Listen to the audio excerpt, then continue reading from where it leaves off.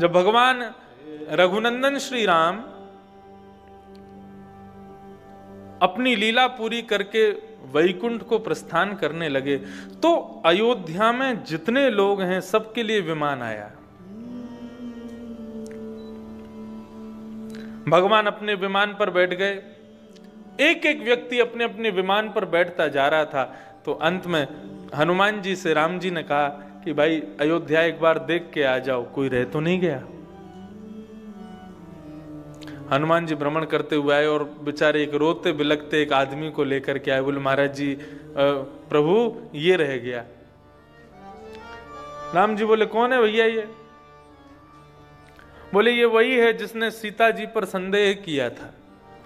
श्री किशोरी जी पर संदेह करने वाला वही धोबी है। ये सबके लिए विमान आया लेकिन इसके लिए कोई विमान नहीं आया।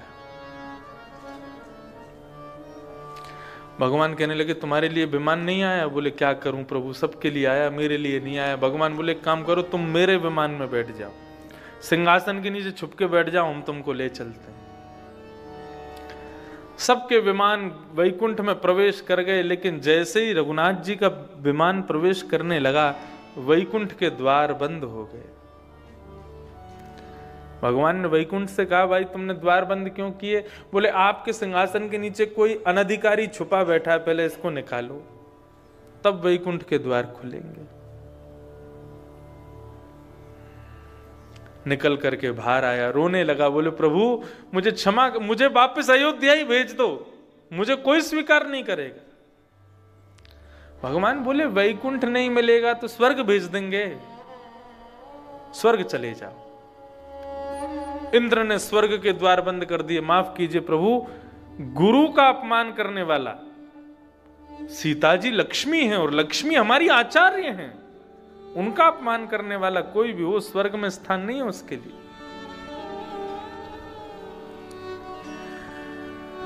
रघुनाथ जी बोले स्वर्ग में नहीं है तो ब्रह्मलोक चले जाओ। ब्रह्मलोक में भी मना कर दिया, बोले यहां नहीं आएगा ये। शिवलोक कैलाश में भेजा, बोले कैलाश चले जाओ। रघुनाथ जी ने भगवान शिव से कहा तुम आप भूतों को आश्रय देते हो, ये मानव है, इसके लिए वैकुंठ के द्वार बंद हो गए, स्वर्ग के द्वार बंद हो गए, आप तो स्वीकार कर लो। शंकर जी कहने लगे मैं भूतों को स्वीकार कर सकता हूं, लेकिन आचार्य की अवहेलना करने वाले को तो शिवलोक में भी स्थान नहीं, मना कर दिया। सब स्थानों से मना हो गई तो अंत में एक ही स्थान बचा, नरक। भगवान श्री राम कहने लगे देखो तुम घबराओ मत, हम यमराज को बोल देंगे तुमको कोई यातना नहीं मिलेगी, लेकिन नरक में रहने को तो मिलेगा, चले जाओ। यमलोक जैसे ही जाने लगा तो यमराज ने भी द्वार बंद कर दिए। पापियों को स्थान मिलता है नरक में, लेकिन गुरु अवहेलना करने वाला, आचार्य की अवहेलना करने वाले को नरक में भी स्थान नहीं है प्रभु। तो सावधान हो जाइए। गुरु अपमान, गुरु अवज्ञा करने वाले को नरक में भी स्थान नहीं मिलता, संतों की अवज्ञा करने वाले को नरक में भी स्थान नहीं मिलता, ब्राह्मणों का तिरस्कार करने वाले को नरक में भी स्थान नहीं मिलता। भगवान उसका कल्याण कैसे कर देंगे? आज समस्त यदुवंश बैठा है और सब केवल भगवान को देख रहे हैं, चिंता हो रही है सबको कि प्रभु बचाओ हमको। भगवान कहते हैं जब समझा रहा था तब तुम्हारी बुद्धि कहां गई थी? अब आज जब सब बिगड़ गया है, हम शापित हो गए हैं, तो मुझसे कह रहे हो कि हमको बचाओ। बहुत ध्यान से सुनिएगा बंधु, एक बहुत बड़ा ट्विस्ट है इस कथा में।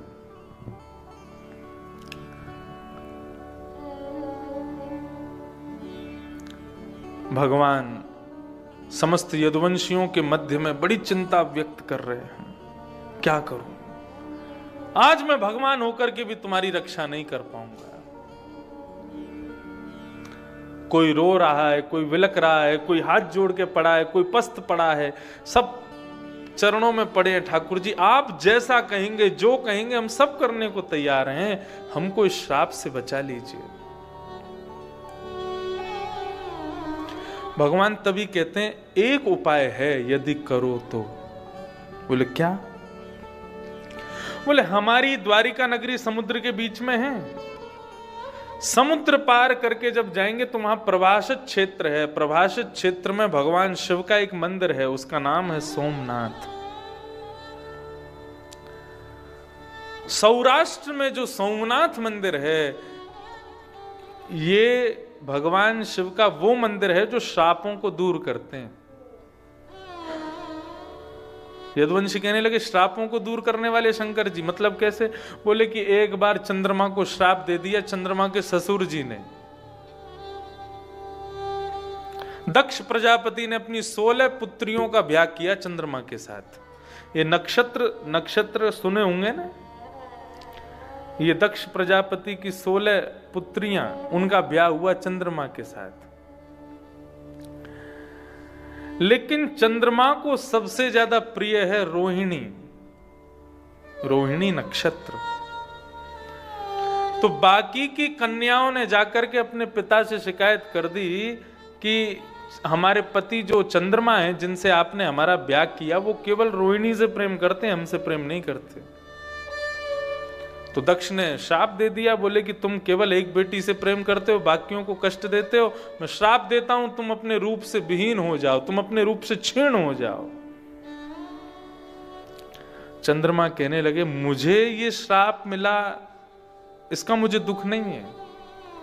मुझे दुख इस बात का है कि कष्ट आपकी बेटियों को ही होगा। मैं जिस दिन अदृश्य हो जाऊंगा उस दिन आपकी बेटियां विधवा हो जाएंगी, और एक नहीं सारी बेटियां विधवा होंगी। दक्ष बोले मैंने ये तो सोचा ही नहीं, अब क्या करें? तब दक्ष प्रजापति ने चंद्रमा को कहा कि तुम समुद्र के किनारे सौराष्ट्र में शंकर जी की अर्चना करो, शंकर जी की प्रार्थना करो, ब्राह्मणों को खूब दान देना। वहां शंकर जी यदि तुमसे प्रसन्न हो जाएं तो तुम्हारा श्राप वरदान में परिणत हो सकता है।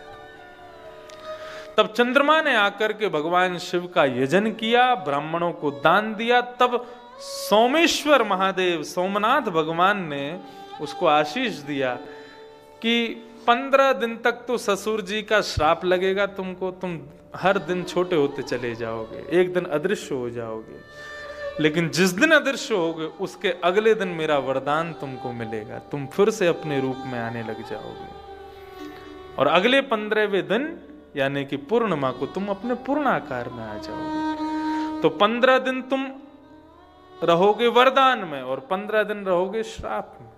जाओ। तो भगवान कृष्ण ये कथा सुना रहे हैं यदुवंशियों को, भैया यही उपाय है। और क्या कह रहे हैं? तेषु दानानि पार्थेषु श्रद्धयो त्वामहन्ति वै ब्रजीनानि तरिष्यामो दानैनो विर्वाणव। दान की महिमा बताई। हम लोग जाएंगे वहां शंकर जी का यजन करेंगे और ब्राह्मणों को खूब सारा दान देंगे। बोले दान करने से क्या होता है? बोले ब्राह्मणों को दान करने से, बोले जिस प्रकार बीच नदी में फंस जाए कोई, बीच नदी के भंवर में यदि फंस जाए, उस समय लकड़ी का कोई भाग मिल जाए या नाव मिल जाए तो उसी से पार हुआ जा सकता है। इसी प्रकार यदि कोई व्यक्ति बहुत बड़े संकट में फंस जाए तो उस समय ब्राह्मण ही नौका का काम करते हैं। ये ब्राह्मण ही नौका के समान है। जीवन की कैसी भी परिस्थिति आ जाए, मैं आपको अपनी आप बीती बता रहा हूं। जब मेरे जीवन की पहली कथा